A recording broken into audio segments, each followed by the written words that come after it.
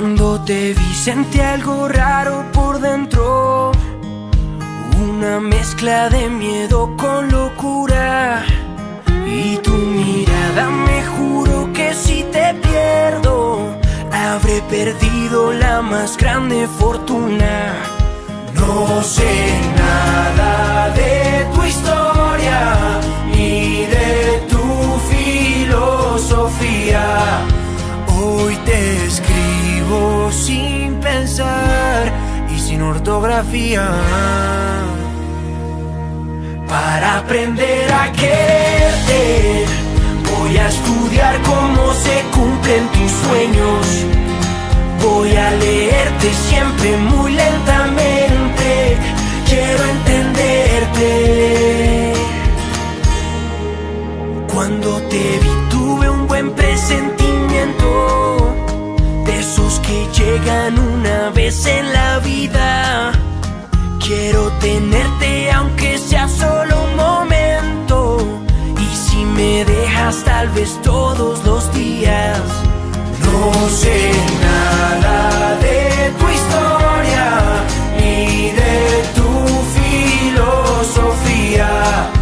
Hoy te escribo sin pensar y sin ortografía, para aprender a quererte.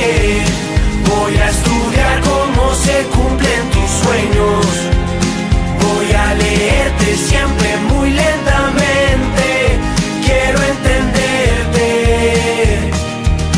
para enseñarte a extrañarme. Voy a escribirte mi canción más honesta, darte una vida con más sumas que restas. Si tú me dejas, no habrá preguntas, solo respuestas. No descansaré, solo quiero tenerte a mi lado, aquí a mi lado. Luego que mi voz te demuestre lo que te he esperado, lo que te he esperado. Antes de estar junto a ti por toda la vida, quiero aprender a quererte. Quiero estudiar cómo se cumplen tus sueños. Voy a leerte siempre muy lentamente.